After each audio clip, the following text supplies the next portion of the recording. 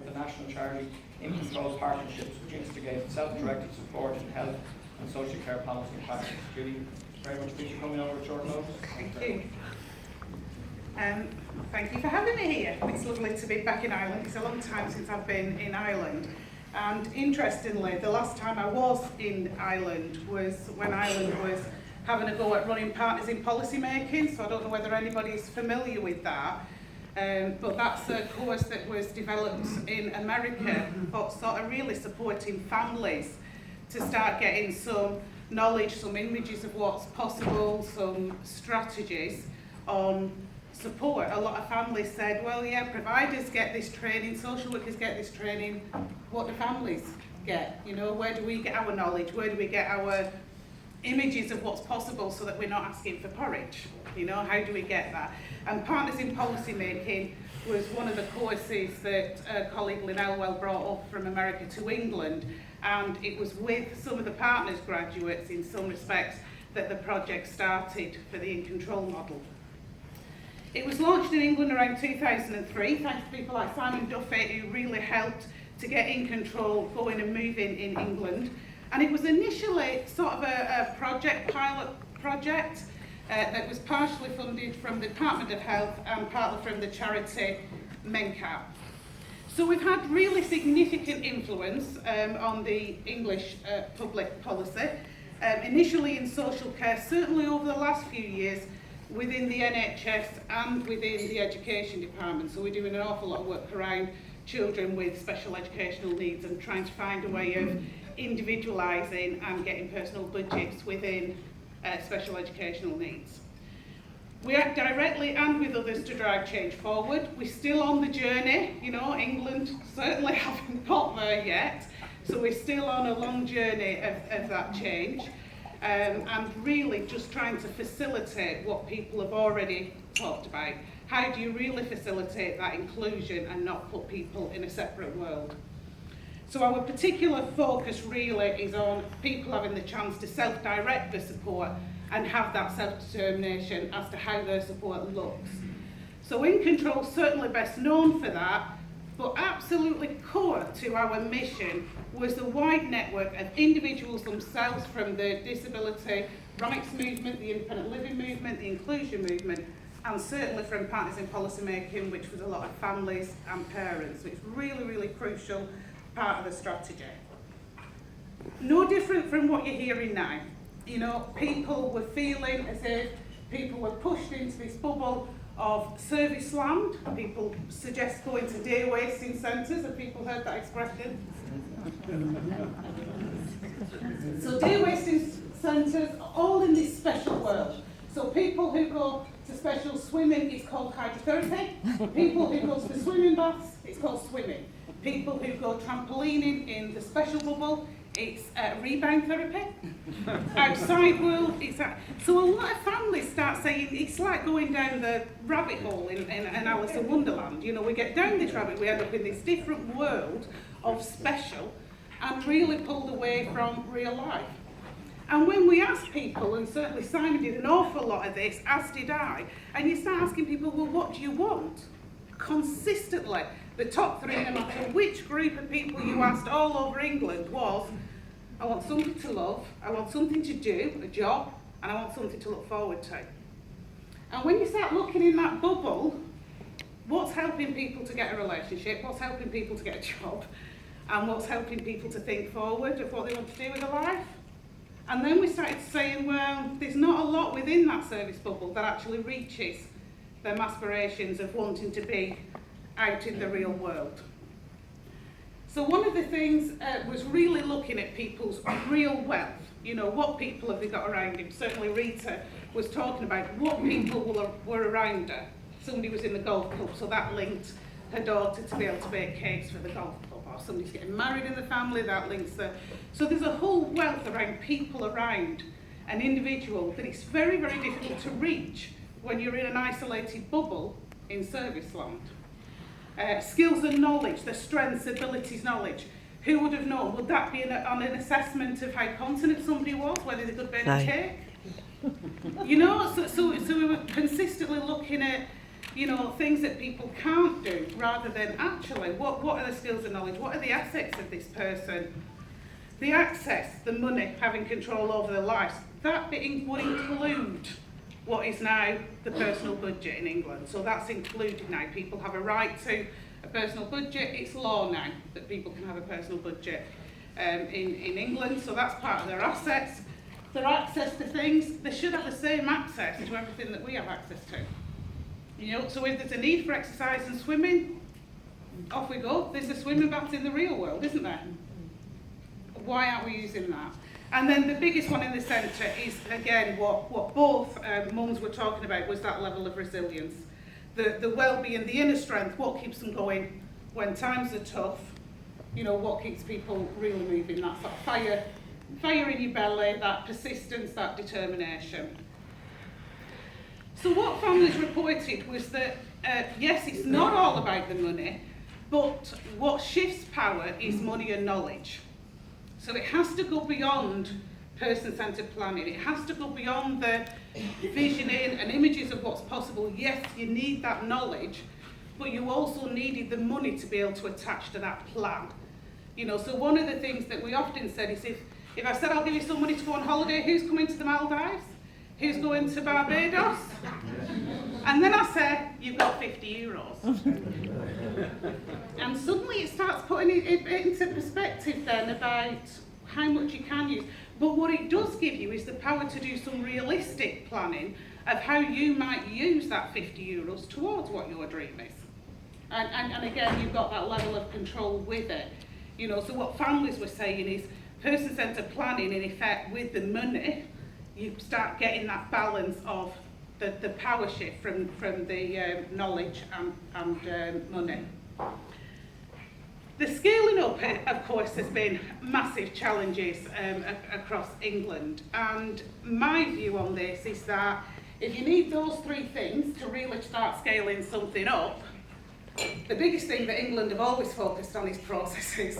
And it's the biggest thing that I think most statutory organisations will focus on. They'll always focus on the process and very, very little on the people and culture.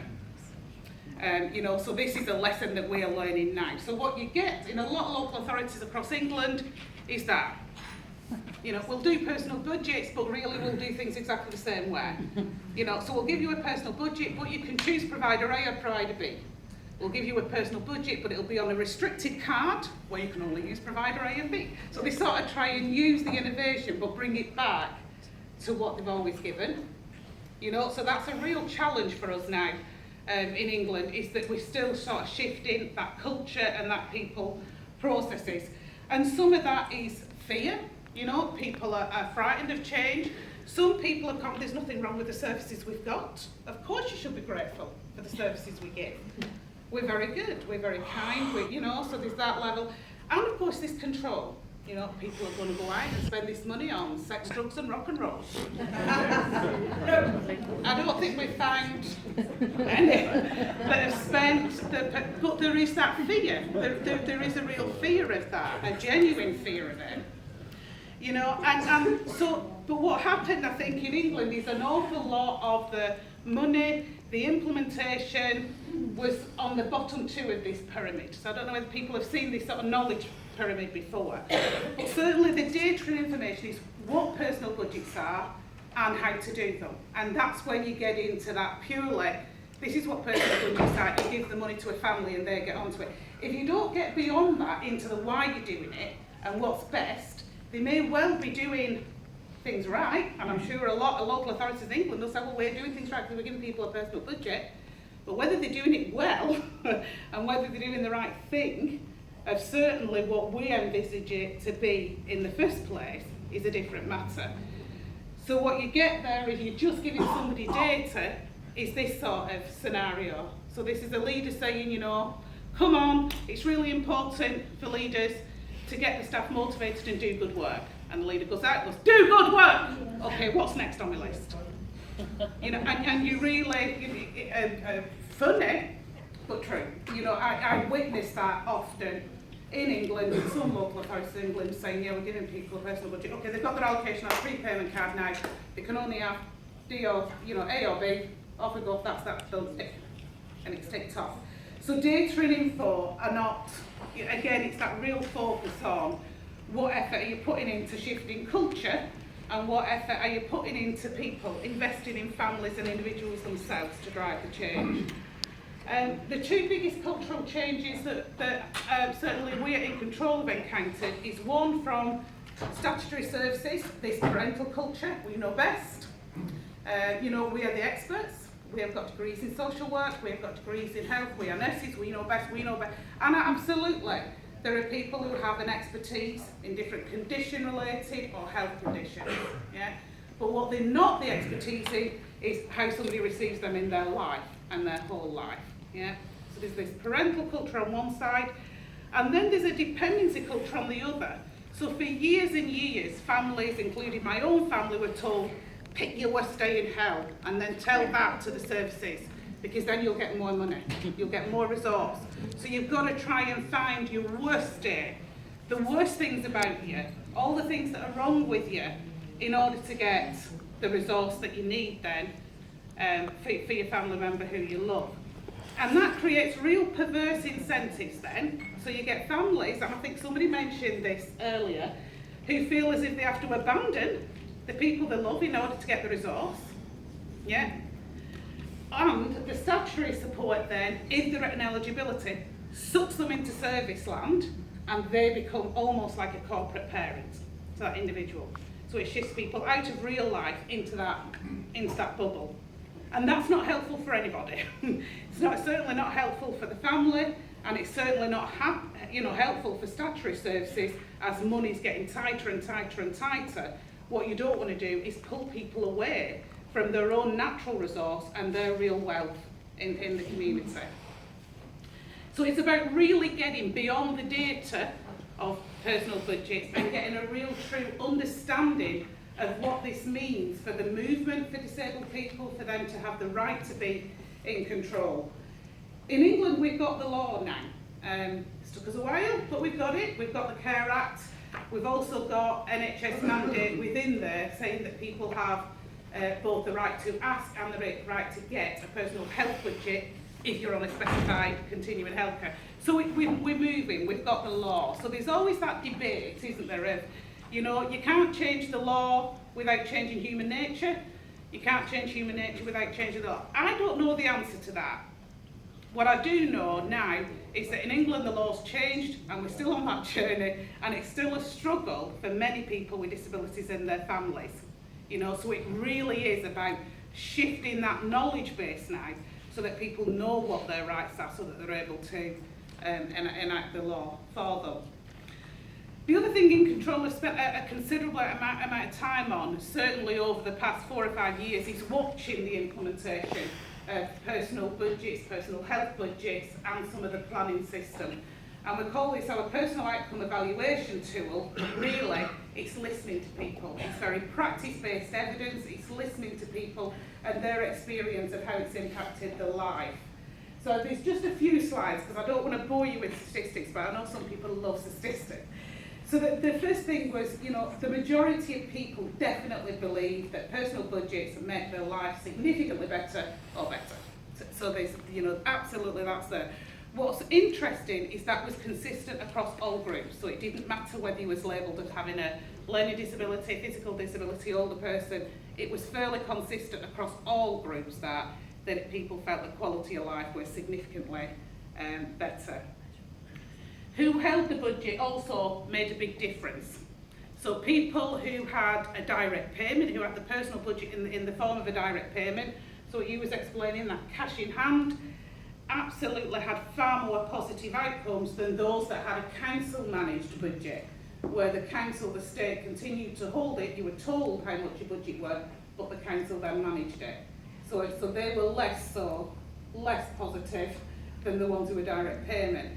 Then there was an interesting one, because the people with budgets managed by a broker was really, really mixed. And I think, and don't quote me on this because we haven't done further evidence on this, it'll depend where your broker's from. Is your broker a user-led organisation in the way that Martin was describing, or is your broker somebody commissioned by the council and has that state culture? And I would imagine if we broke them brokers down, we'd probably get the same differences in what's more positive and not positive within that. How people use the budget, surprise, surprise, you know, sex, drugs and rock and roll aren't on there, you know, there was a process in place where people actually, the biggest interesting one for me is the community leisure services and people spending again back in the real life in the community leisure services. So you've got equipment at the top, I know it's difficult to see, personal assistant, community leisure services, and then sort of general care and support at the bottom. So there wasn't this mass panic of people coming in saying, we'll rip our money out of care and support services. You know, we really did have, particularly in the early days, people saying, we'll carry on with porridge for a while and we'll see what other people eat. You know, so even at the beginning, there wasn't a massive shift in how people spent the money. So even though the reported outcomes for all groups were positive and they showed an improvement, it differed across different local authorities. So the different way that the states, the different individual local authorities across England implemented it really differed. So we saw a very different outcome between your best and your worst sort of local authorities.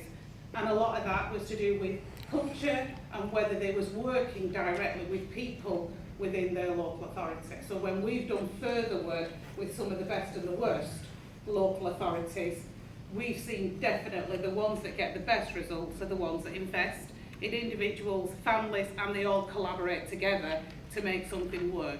In your worst local authorities, they sat in a room looking at very complicated resource allocation systems, really industrialising them, and then placing it on people. So again, you're done to then, rather than work with on the change. So there were some strong lessons, I think, that our local authorities in England are still learning from each other across that. So the future for us in England is we now face the challenge of dramatically reduced budgets, you know, specifically in social care, but also in the NHS. Demographic pressures are increasing. Public spending is likely to be further reduced and held down for several years. And we're trying to get to the stage where the authorities avoid just spending less and less. We'll just keep saying, well, we won't do you unless you're nearly on your knees, and then we'll let you into the system to have some support. We're really trying to say, well, actually, there are different ways of doing this. If we invest in real life, actually, you don't have to burst that bubble because it's so tight on spend. You know, if we actually put some investment from that into the real world, into the community, the chances are actually that we find a way of people being better supported in real life so that people don't need to go into that special service land bubble.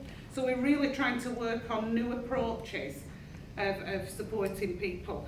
Self-direct support and people being in control still today remain really countercultural to the big beast of the NHS in England, who again are used to telling people, you know, I'll tell you what's wrong with you, I know what's best, I'll direct it. So we've still got that challenge in an awful lot of local authorities and NHS bodies across the country. It's not something that they're all cock-a-hoot about. There are some places who do it incredibly well and it works really well. There are other places where it really goes against the grain of what they've traditionally been used to providing. The changes to the model of our welfare states are also challenging because at a time where there's a lot of things changing around social and healthcare, there's also a lot of things changing in people's welfare benefits, so our universal benefits as well, so it's a bit of a double whammy for people with disabilities in England.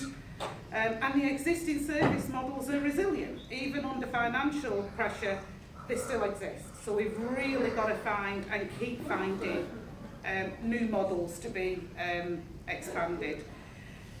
So one of the things we are certainly working on in control over the next year or so is really focusing on shifting that knowledge, power, balance to families and individuals. The law's there, you know, we've always tried to work from 10 Any Street to 10 Downing Street. That's what we sort of classified it in England. In effect, the law's already there now. It's there, it's not a bad law, I've seen worse, but you know, it gives people the rights. The problem is the majority of people in England don't know what's in it, and neither do some of the local authorities. So it's a big challenge of saying, how do you really transfer that knowledge, skill and information to really increase some peer support, some family support themselves, to start taking that power for themselves? And how do we start modelling better methods of how that works in practice? And somebody said, so when you come to Ireland, can you just give us the answer? I can give you the answer, but the journey's your own. But for me, the only answer that works is for people to collaborate together. So certainly the way In Control have influenced England is by having people, families, policy makers, you know, really expertise in the room together, round that, really collaborating together to start moving things forward. Thank you very much.